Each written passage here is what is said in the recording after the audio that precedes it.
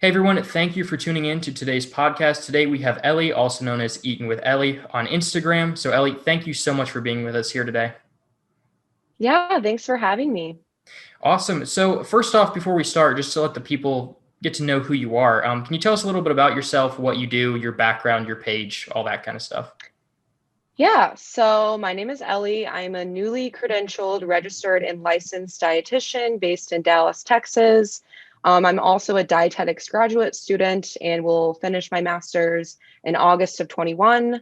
About my education, I went to the University of Mississippi, also known as Ole Miss, in Oxford, Mississippi, and graduated with a bachelor's of science in dietetics and nutrition, and then completed my dietetic internship, which is like our supervised practice hours, essentially. Completed that in Milwaukee at Mount Mary University. And I also started my master's degree through that university.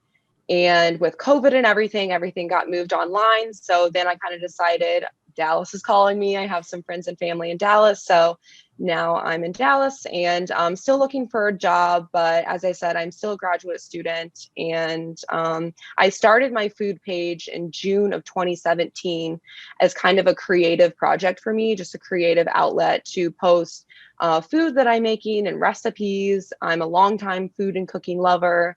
I grew up with my mom and my aunts and my grandmothers always cooking and making food for my very large family. And I always wanted to be a part of that process. And so I decided to create my Instagram page, Eating with Ellie, to just inspire others to get in the kitchen and try new foods. And then now that I am a registered dietitian, I share a lot of nutrition information, nutrition facts, myth busts, different studies out there. I touch on social issues. I'm in no means a major influencer, but I still really enjoy running that page and inspiring others to live a healthy life. Yeah, no, that makes a lot of sense. And yeah, I'm sure people watching this as well, we definitely appreciate pages that are just dedicated to providing good information and not Mhm. all the pages who are just promoting other products and different things. Is you tend to get better information from the smaller pages. I've found that always to be true. So Well, that's good to hear. yeah, for sure.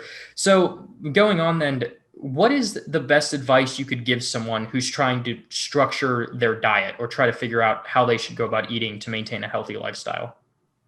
Yeah, so I am a big believer of the all foods fit approach. I don't know if any of you have heard of that or seen it on Instagram, but it basically means that there's really no need to cut out certain food items in the name of health. I think a big misconception is that one must completely cut out all unhealthy foods like donuts, french fries, pizza, whatever, in order to achieve their health goals or lose weight or whatever that goal is. Extreme restriction, from what I've learned in school and both in clinical practice and in graduate school and my internship, often leads to binging. Several studies have shown that when one restricts food or food items and deem it to be quote unquote off limits or quote unquote bad, they become fixated on the forbidden food. An interesting excerpt from Intuitive Eating, which is a book written by two dietitians, show that food restriction for the purpose of weight loss is not effective in the long run, not sustainable, and can cause harm in the form of disordered eating, poor body image, self-esteem, anxiety, depression, even when prescribed by a physician or dietitian, which I think is really important to note because there is some controversy going on in the Instagram dietetics space about some of the information that's being put out there. And I just want to say that although dietitians are the most legitimate nutrition professionals, just like any other profession, and unfortunately does not mean that 100% of us are always providing sound evidence-based care. That's just the harsh reality, and that's true for, like I said, any other profession. So when you're seeking nutrition information or any healthcare information, make sure that that provider is preaching things that are in line with your philosophy and that sound good to you. If they sound too good to be true or sound a little fishy, steer clear. There's plenty of us out there. And I also want to say that the whole avoiding food restriction, that is excluding, avoiding foods for medical issues like IBS or Crohn's, or certain medical issues where you need medical nutrition therapy, and it requires eliminating certain food groups. This is just for the general population. Yeah, for sure. I think that's a really good point. I actually have a friend or an old coworker who was a dietitian in training. And anytime anyone at work would bring up diets or anything they were changing with that, she would very much say exactly what you were just saying, that you don't need to cut everything out of your diet. Stop saying you need to stop completely eating whatever that food was they were talking about, Mm-hmm. cold turkey entirely. It's what you do most of the time. It's your diet overall. You're allowed to enjoy yourself every once in a while and have something. Yeah, so totally agree with that. So, sort of then segueing from that, what is your opinion on a lot of the diets you see today? Because you see diets basically popping up left and right. They're there, essentially fad diets here or there for a period of time, then they disappear. So, if you wouldn't mind talking about that a little bit. Yeah, so my big tip is beware of fad diets. According to 2020 data, the diet industry is worth $72 billion. And that's for a reason, because at the end of the day, people are trying to make money. These are great marketing ploys. People fall to the victim of these diets. And we live in a very food obsessed, diet culture, thin obsessed society, and people are kind of willing to try anything for that next fix to achieve their goals. And a 2018 study showed that in US alone, nearly half of Americans are dieting. So that's just fueling the fire of this system. And be aware of even the sneaky diets. I've noticed a lot of advertisements out there for different diet plans that claim to be for a lifestyle, or they're, in the pursuit of wellness. And they claim even intuitive eating, which that defeats the whole purpose of intuitive eating. Like, the goal there is not to lose weight or cut back on things. So just beware of that. Again, if it sounds too good to be true, if it sounds fishy, if it doesn't align with your philosophies and your core values, steer clear. And a study from the American Journal of Clinical Nutrition actually shows that 80 to 95% of dieters gain back the weight that they lost. So even if you think you want to try out a new fad diet, like say keto, and you're cutting out all of your carbs, and you're like, oh, I'm going to try this diet just for a wedding or some particular event that you want cut a couple pounds off.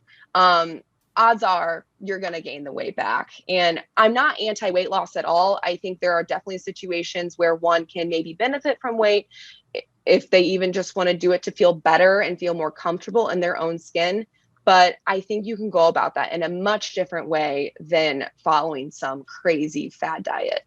And the cycle of gaining and losing weight, as I just mentioned, is known as weight cycling. And it actually has been identified as an independent risk factor for cardiovascular disease, inflammation, high blood pressure, and insulin resistance. So please, please, please avoid fad diets at all costs. Yeah, for sure. I think you're absolutely right with that. I know with myself as well, now that within the past year, I've started trying to eat better as well as go to the gym and do things. It's the ones who are always in the best shape and the ones who seem to eat the best overall are the ones that don't have a specific diet. It's just, I've met a lot of these people in the gym and other places, and I talk to them, and it's just sort of, watching in general just what they eat and keeping their macros in check for whatever they have, but they don't specifically eliminate anything from their diet. And those, like you said, who do have those specific diets, it seems like they're on a new one pretty much every single month, or I'm trying this, I'm trying that. And so I 100% totally agree with everything you're saying there. So then with that, how should people go about eating well in general then? Like, what should they focus on? Yeah, so I think eating well and living a healthy life does not have to be complicated. As I said, the diet industry makes us think that it does. There's practically a new diet or eating plan or wellness plan coming out every single day. So obviously, people are overwhelmed by this information and tend to get lost on how to eat.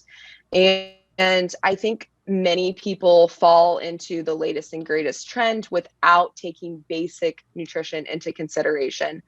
And there's a few things that I just want to talk about, but these are all basic things that we've probably learned in school or just, getting on the internet. But a lot of times we forget it. So number one, drinking enough water. Studies show that 75% of Americans are chronically dehydrated. So the goal for the general adult population, at least, is to have half of your body weight in ounces of water. So for example, a 150-pound male or female should consume at least 75 ounces of water, and even more if you are physically active. And my recommendation is just to start with at least 8 ounces of water when you wake up. A lot of people, when they wake up, they drink their coffee or tea or whatever, and then, they haven't had a sip of water until maybe noon. And, hopefully you're sleeping for 8 hours. So that's 8 hours of just not drinking water. And, you're becoming dehydrated throughout that period of time. So definitely starting your day, even if you kind of struggle with drinking a lot of water, start with 4 ounces, gradually increase over time. And then that leads me to my next point, which eating enough fruits and vegetables. A 2017 study from CDC shows that only 1 in 10 adults reach recommended fruit and vegetable intake, 1 in 10. And these are things that we all know, that we've learned My Plate, we've learned all of these things, but people struggle to reach their goals. So just so everyone knows the recommendations, the USDA recommends for adults 19 years and older to consume 1.5 to 2 cups of fruit every day and 2.5 to 3 cups per day. And this should go without saying, but for all of these recommendations that I'm giving, this is for the general population, not for anyone that has a very specific disease that requires medical nutrition therapy that we as dietitians provide in a clinical setting. But again, this is for general population. So going on to my next point, eating whole grains. Half of our daily grains should be whole grains.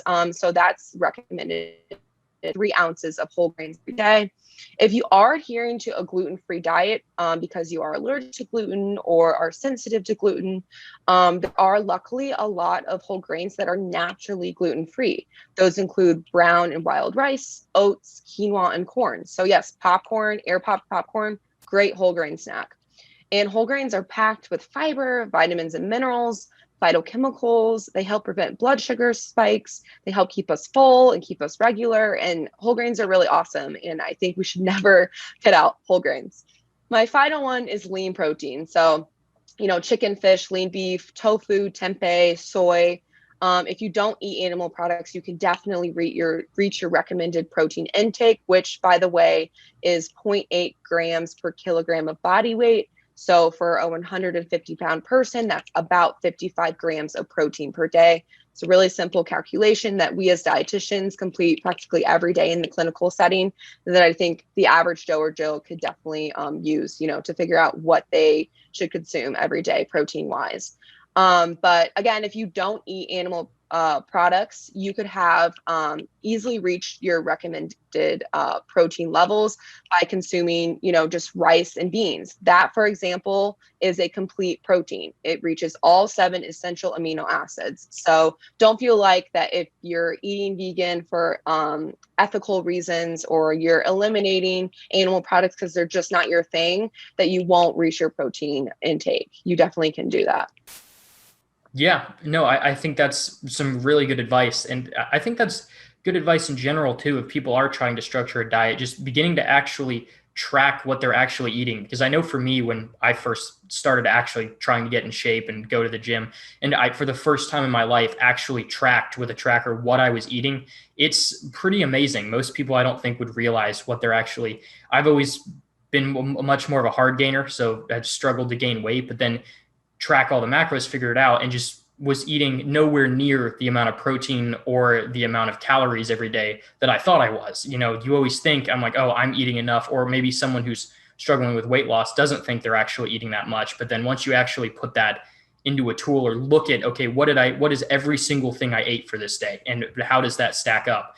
Then I think it really can tell quite a different picture than what Yeah. you might initially believe. So Yeah, that's. absolutely.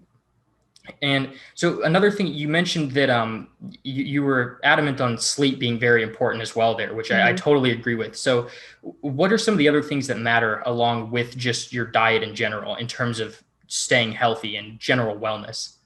Yeah. So another big point that I always try to get across is nutrition matters, absolutely, but it's not the only thing that matters. So you could be eating the most nutritious, amazing diet, but if you're not getting enough sleep, if you're living a predominantly sedentary lifestyle, if you're not managing stress, if you're abusing drugs and alcohol, if you're in an unhealthy relationship, your healthy diet is only going to take you so far.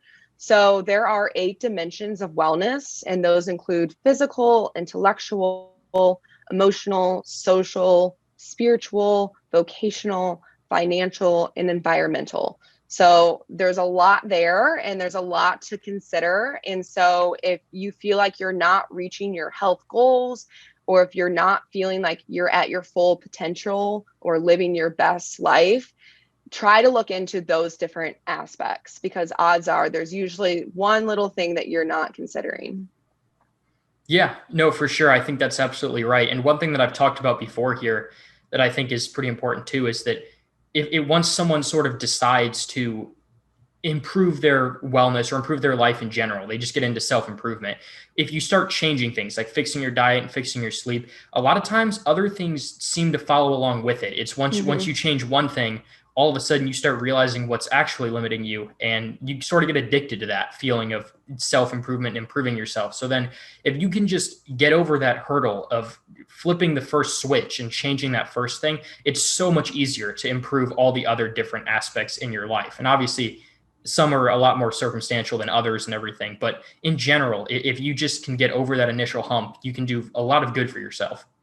Yeah, absolutely. They're all habitual too. So, you're not going to be, the healthiest version of yourself if you're just eating a vegetable once a week, or, going to the gym once a month. You need to do these things consistently so that, you can feel your best self.